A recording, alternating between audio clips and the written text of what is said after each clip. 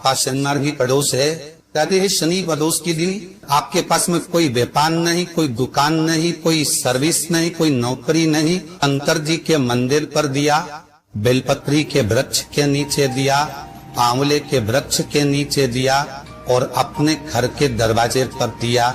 ये 4 स्थान पर दिया खाना प्रारंभ करो। बाबा इशारा कर गई। शनिवार भी अगर प्रदोष पड़ती है तो शिव शमी के वृक्ष के नीचे रहते हैं।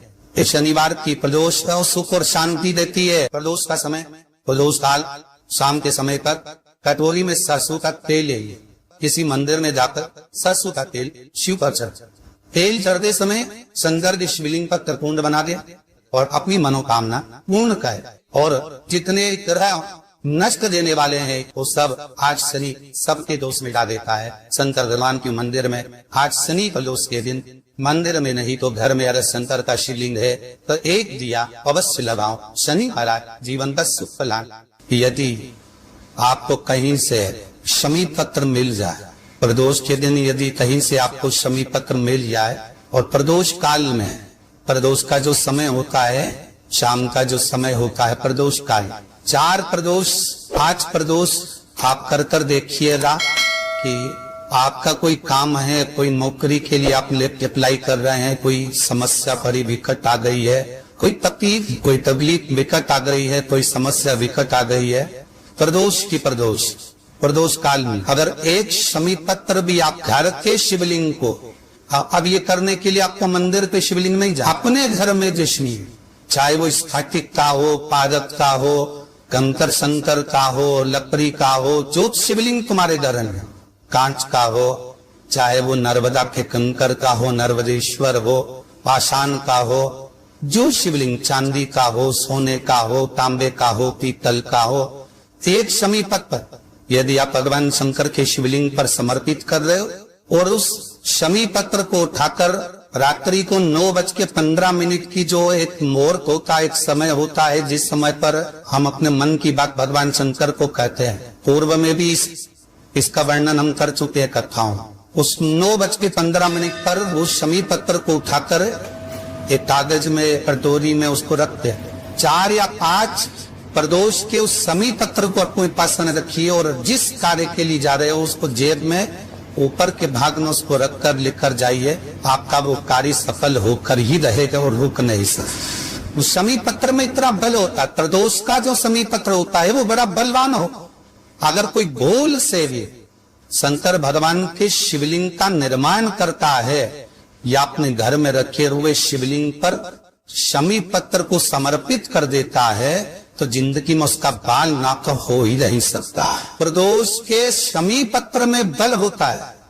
प्रदोष के शमी पत्र प्रयास करना, जब जिस महीने में जो प्रदोष पड़े पड़ा करे, जब प्रदोष पड़े बन सके 1 बेल पत्र, बन सके 5 दिन पत्र, शमी पत्र, हरे मूंग कलश के अंदर थोड़ा सा पानी लेकर 1 बेल पत्र, हरा मूंग, शमी पत्र डालकर और उसमें थोड़ा सा गुड़ डालकर भगवान शिव का स्मरण कर कर प्रदोष काल में, मान लो कोई काम आपका बहुत जरूरी है, बहुत दिनों से आप थक गए हैं, नहीं हो रहा, कर्जा बढ़ रहा है, धन नहीं आ रहा, व्यापार नहीं चल रहा, या कोई समस्या बहुत होरबल है, कोई एग्जाम में बैठ रहे हो नहीं हो रहा, परीक्षा भी दे दी है, रिजल्ट आने ही वाला है, तो भी प्रदोष काल में, प्रदोष के समय वो जल, मूंग, शमी पत्र और बेलपत्र और गुड़ का शंकर के शिवलिंग को समर्पित करना प्रारंभ कर दो।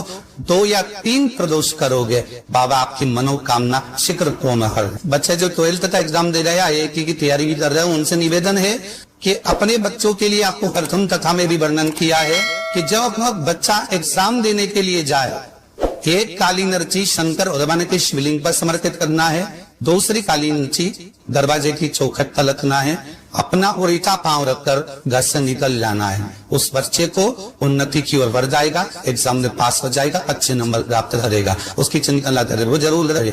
शमी का जो पत्ता होता है, देखा है शमी का जो पत्ता होता है, हम पहले रखना में कहा है, जो व्यक्ति मदिरा में डूबा रहता है, नशे में डूबा रहता है, जो व्यक्ति बहुत ज्यादा मात्रा में ये तंबाकू गुटखा या पाऊ चाटी खाता रहता है और उसका गुटखा पाऊ छूटने को ही तैयार नहीं होता, वो बेचारा प्रयास करता है, ऐसा नहीं कि नहीं करता। आजकल के जमाने में तो इतनी बड़ी बड़ी बीमारी होने लगी, कैंसर जैसा रोग होने लगा, तो छोड़ना चाहता है, ऐसा नहीं कि नहीं छोड़ना चाहता। हर व्यक्ति चाहता है कि मैं व्यसन को छोड़ दो, पर थोड़े दिन छूटता है, वापिस वो उस व्यसन में लग जाता है। तो हम पहले भी इस कथा हो पाए, शमी के वृक्ष के नीचे शमी के मिट्टी का शिवलिंग बनाकर, शमी के वृक्ष के नीचे शमी की ही मिट्टी का शिवलिंग बनाकर उस पर जो बेलपत्र समर्पित करता है और शमी पत्र समर्पित करता है, वो बेलपत्री जो उठाकर ले आता है, शमी पत्र के साथ में शिवलिंग की पूजन करी हुई शिवलिंग का विसर्जन कर देता है। उसी दिन उस बेलपत्र को, लाए हुए बेलपत्र को जो शमी पेड़ के नीचे पूजन कर बनाया गया है, उस बेलपत्र को जो नशा करने वाला व्यक्ति होता है उसको 3 दिन तक लगातार, पहली पत्ती बीच की, दूसरी पत्ती राइट की, तीसरी पत्ती लेफ्ट की, जो एक एक कर 3 दिन तक खिला देता है, 3 या 4 बार अगर प्रयोग कर लिया तो ये निश्चित है दूसरी बार वो नशे में धुत नहीं होगा। ये निश्चित। कोई बहुत भारी रोग और ऐसा भारी रोग हो कि डॉक्टर कह रहे हैं कि इसका ऑपरेशन होगा और ये जांच के लिए मुंबई भेजी जाएगी, तो हो सकता है कि कैंसर की आशंका है या रोग बड़ा प्रबल है, छूटना नहीं हो, ऐसा लग रहा है। अपने को लगता है कि शरीर में भी गांठ हो गई, कुछ छूटना नहीं है, कोई ऐसा लग रहा है, तो शिव उड़ा रहे हैं। प्रदोष के दिन शमी के वृक्ष के नीचे प्रदोष स्थान में शिवलिंग का निर्माण करे और शिवलिंग का निर्माण कर उस पर 11 बेलपत्र समर्पित करे, 7 शमी के पत्ते समर्पित करे, 5 लो शंकर भगवान को समर्पित करे, संपूर्ण पूजन करे, दिया लगाए, पूजन करे, अनुष्ठान करे, अभिषेक करे। जो 11 बेलपत्र समर्पित करी उसको लेकर आए और उस बेलपत्र को खाने की बात, भले वो काट शरीर की फिर भले जाए चेक होने के लिए, कोई रोग हमारे शरीर में आ नहीं सकता, कोई बड़ी बीमारी प्रवेश नहीं कर सकता। प्रदोष काल का किया गया दान, प्रदोष के दिन प्रदोष काल में किया गया पुण्य, प्रदोष के दिन प्रदोष काल में किया गया सत्कर्म, प्रदोष के दिन प्रदोष काल में किया गया पुण्य क्षीण नहीं होला, समाप्त नहीं हो। एक बार बोलिए प्रेम से गौरी पुत्र गणेश भगवान की जय।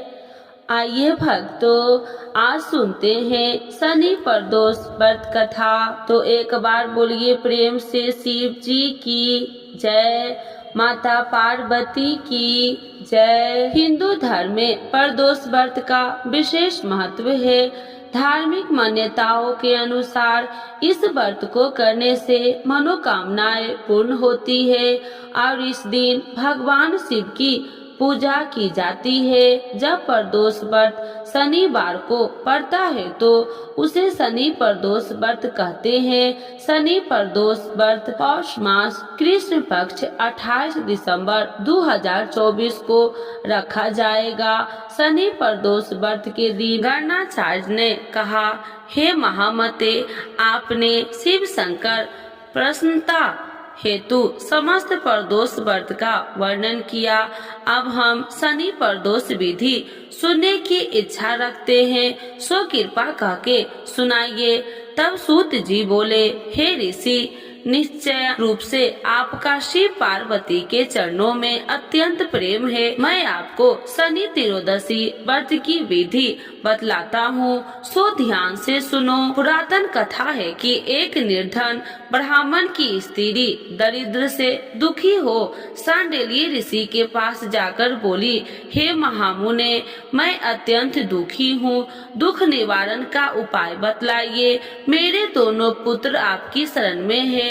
मेरे ज्येष्ठ पुत्र का नाम धर्म है, जो कि एक राजपुत्र है, और लघु पुत्र का नाम सूचिवर्त है। अतः हम दरिद्र हैं, आप ही हमारा उद्धार कर सकते हैं। इतना बात सुनकर ऋषि ने शिव प्रदोष व्रत को कहा। तीनों प्राणी प्रदोष व्रत करने लगे। कुछ समय पश्चात प्रदोष व्रत आया तब तीनों ने व्रत का संकल्प लिया। छोटा लड़का जिसका नाम सूचिव्रत था एक तालाब पर स्नान करने को गया तो उसे मार्ग में स्वर्ण कलश धन से भरपूर मिला। उसको लेकर वह घर आया। प्रश्न हो, माता ने कहा कि माँ यह धन मार्ग से प्राप्त हुआ है। माता ने धन देकर शिव महिमा का वर्णन किया। राजपुत्र को अपने पास बुलाकर बोली, देखो पुत्र, यह धन हमें शिव जी की कृपा से प्राप्त हुआ है, अतः प्रसाद के रूप में दोनों पुत्र आधा आधा बांट लो। माता का वचन सुन राजपुत्र ने शिव पार्वती का ध्यान किया और बोला, मुझे यह धन आपके पुत्र का ही है, मैं इसका अधिकारी नहीं हूँ। मुझे शंकर भगवान और माता पार्वती जब देंगे तब लूंगा। इतना कहकर वह राजपुत्र शंकर जी की पूजा में लग गया। एक दिन दोनों भाइयों का परदेश भ्रमण का विचार हुआ। वहाँ उन्होंने अनेक गंधर्व कन्याओं को कीड़ा करते हुए देखा। उन्हें देखकर सूचिव्रत ने कहा, भैया अब हमें इससे आगे नहीं जाना चाहिए। इतना कर सूचिव्रत उसी स्थान पर बैठ गया, परंतु राजपुत्र अकेला ही स्त्रियों के बीच में जा पहुंचा। वहां एक स्त्री अति सुंदर राजकुमार को देख मोहित हो गई और राजपुत्र के पास पहुंचकर कहने लगे कि हे सखियों, इस वन में समीप ही जो दूसरा वन है, तुम वहां जाकर देखो। भांति भांति के पुष्प खिले हैं, वहाँ सुहावना समय है, इसकी शोभा देखकर आओ। मैं यहाँ बैठी हूँ, मेरे पास में बहुत पीड़ा है। ये सभी सखिया दूसरे वन चली गई। वह अकेली सुंदर राजकुमारी की ओर देखती रही। इधर राजकुमार भी कामुक दृष्टि से निहारने लगा। युवती बोली, आप कहाँ रहते हैं? वन में कैसे पधारे? किस राजा के पुत्र हैं? क्या नाम है? राजकुमार बोला, मैं विदर्भ नरेश का पुत्र हूँ, आप अपना परिचय दे। युवती बोली, मैं विदर्भिक नाम गंधर्व की पुत्री हूँ, मेरा नाम अंशुमती है। मैंने आपकी मन स्थिर को जान लिया है कि आप मुझ पर मोहित है। विधाता ने हमारा तुम्हारा संयोग मिलाया है। युवती ने मोतियों का हार राजकुमार के गले डाल दिया। राजकुमार हार को स्वीकार करते हुए बोला कि हे भद्रे, मैं आपको ब्रह्मोपहार स्वीकार कर लिया है, लेकिन मैं निर्धन हूँ। राजकुमार के इन वचनों को सुन गंधर्व कन्या बोली कि मैं जैसा कह चुकी हूँ वैसे ही करूँगी, अब आप अपने घर को जाए। इतना कहकर वह गंधर्व कन्या सखियों से जा मिली। घर जाकर राजकुमार ने सूचिव्रत को सारा वृत्तांत कह सुनाया। जब तीसरा दिन आया तब राजकुमार सूचिव्रत को लेकर उसी वन में जा पहुंचा। वहीं गंधर्व राजा अपनी कन्या को लेकर आ पहुंचा। इन दोनों राजकुमारों को आसन दे कहा कि मैं कैलाश पर गया था। वहां शंकर जी ने मुझसे कहा कि धर्मगुप्त नाम का राजपुत्र है जो इस समय राज्य विहीन निर्धन है, मेरा परम भक्त है। हे गंधर्व राज, तुम उसकी सहायता करो। मैं महादेव की आज्ञा से इस कन्या को आपके पास लाया हूँ, आप इससे विवाह करें। मैं आपकी सहायता कर आपको राजगद्दी पर बिठा दूंगा। इस प्रकार गंधर्व राज ने कन्या का विधिवत विवाह कर दिया। विशेष धन और सुंदर गंधर्व कन्या को पाकर राजपुत्र अति प्रसन्न हुआ। भगवान कृपा से वह सपोरांत्र अपने शत्रुओं को दमन करके राज्य का सुख भोगने लगा। तो एक बार बोलिए प्रेम से शिव जी की जय, माता पार्वती की जय।